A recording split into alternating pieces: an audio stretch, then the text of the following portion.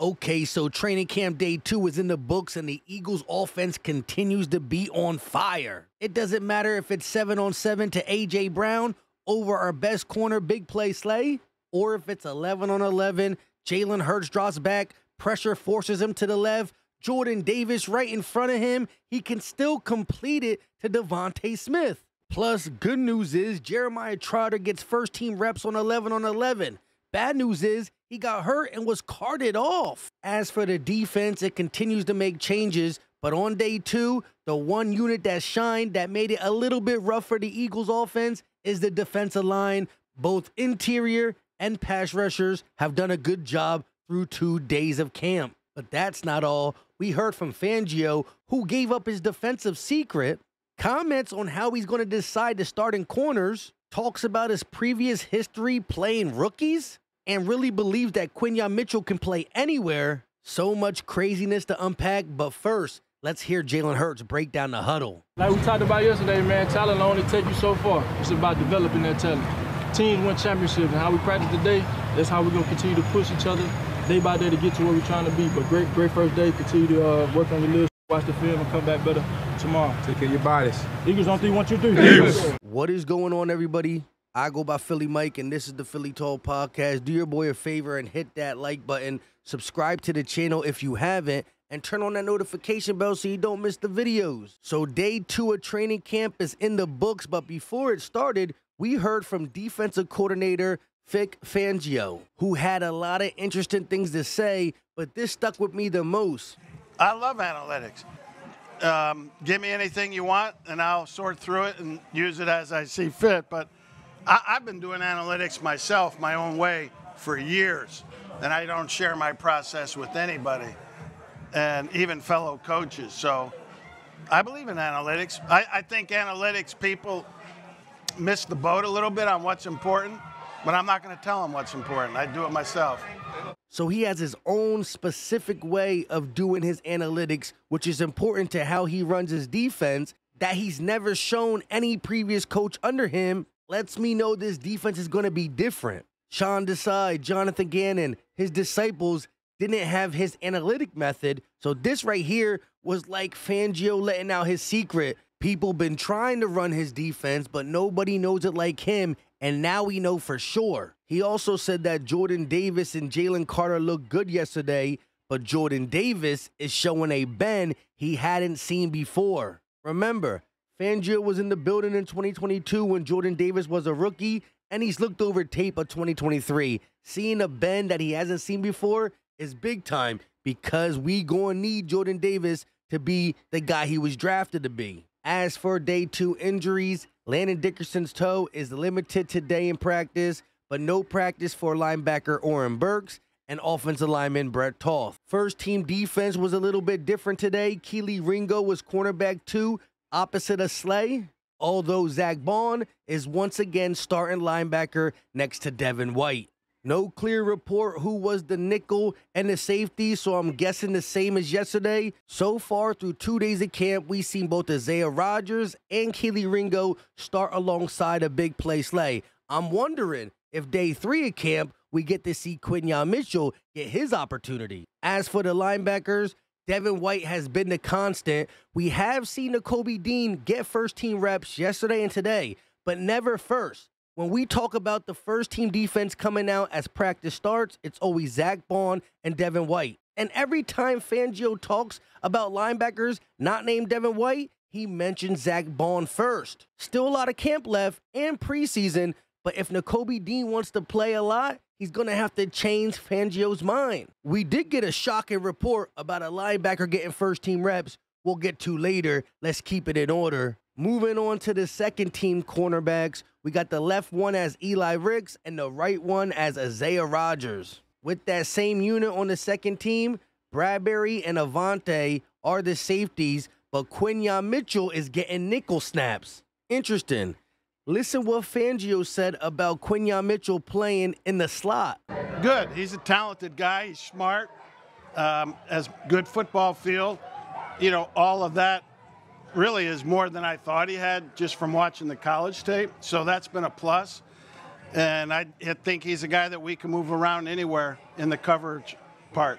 They eventually asked him, how did you know he'd be good in the slot? And he said, we just tried him, and he looks the part. As for James Bradberry, Eagles DC said that he will get some work at cornerback this camp, but they'll see if he can play safety. Not all cornerbacks can make that transition. So according to Fangio, Bradberry will get some opportunities at corner. However, through 2 days, 0. To me, it looks like Eli Ricks is reaping the benefits of Cooper DeJean missing 3 weeks of camp. Thus far, from OTAs to now, he's been moving up a lot. And it's good for him because it's an uphill battle for him to make the roster because how deep we are at the cornerback position. Listen to how Fangio describes how the decision at cornerback is going to be made.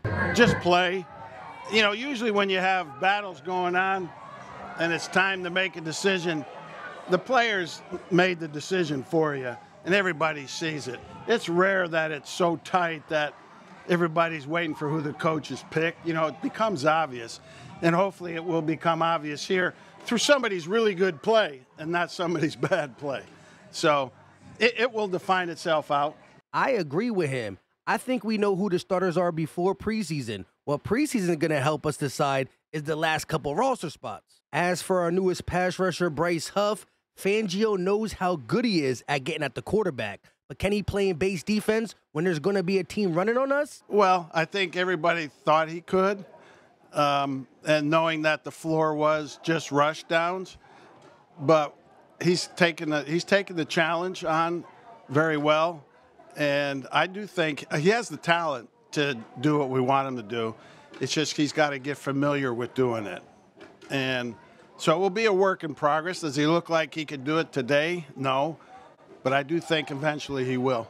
Bryce Huff said it himself when he got to the podium that the Jets didn't ask him to drop back or play the run that much. He only came in on passing downs, but he believes he can do it, and he's going to continue to work like Fangio said, and ultimately, Fangio sees the talent behind him and believes he can do it too. On that note, let's flip it over to the offense because we got a lot more defense to talk about. You know how Fangio makes them second half adjustments and switches people who were not getting first-team reps to people who will. And again, there's some shockers. According to Brandon Lee Gowton, Kenneth Gainwell has been getting a decent amount of first-team RB reps, not exclusively Saquon. Hopefully that's just a training camp thing because we know who numero uno is when the season starts. As for new starting center Cam Jurgens, they saying he can really move when he rolls out as lead blocker, impressive speed for a center, which was always one of the biggest comparisons to Jason Kelce, and we got to see it a lot today in training camp because the Eagles ran the ball 11 times. Even Will Shipley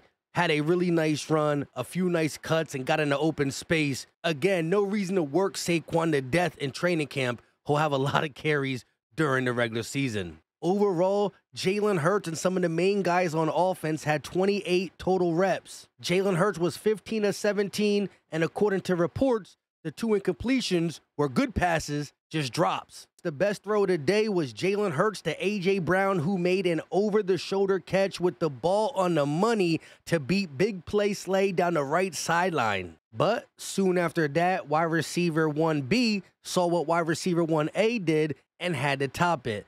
Devontae Smith, with the catch of training camp so far, grabbed the pass along the sideline that was heading out, but he extended his arms fully and came down with it. Sick catch. Let's take a look at that play again. Jalen Hurts hikes the ball, fakes it to the running back. He rolls to his left, pressures in his face early. Credit Jordan Davis. He was in his face, throws it. Coverage is good, just a better offensive play. It's crazy.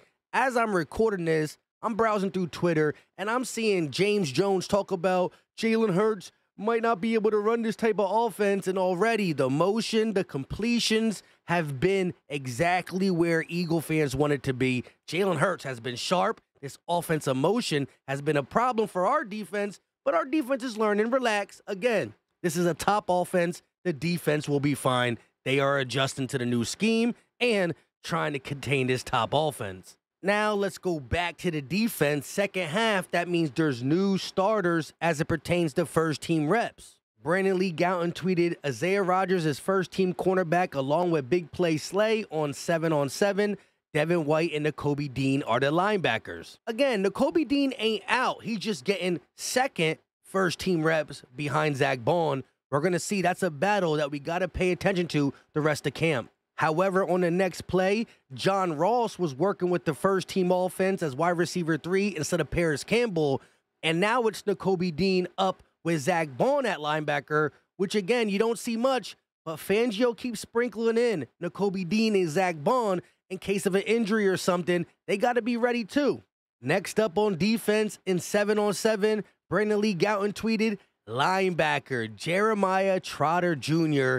and nickel cornerback Tyler Hall also seeing some first-team reps in 7-on-7. We all been asking about the Jeremiah Trotter update, and now we got it. He gets his first-team rep on 7-on-7s, but he must have impressed because look at this. Jeremiah Trotter Jr. is now getting first-team 11-on-11 reps next to Devin White at linebacker. Again, when it's 7-on-7, you know for dang sure it's going to be a pass. In 11-on-11, we need the linebackers to dissect. Pass, run. Do I got to hit the A gap, B gap, drop back? So Fangio, on day 2 of training camp, trusting Jeremiah Trotter to play not only 7-on-7, which is cool, but 11-on-11, I love it. And whether we're talking about Jeremiah Trotter Jr., Quinyon Mitchell, Cooper DeJean when he gets back, or Jalix Hunt, listen what Fangio says about rookies playing.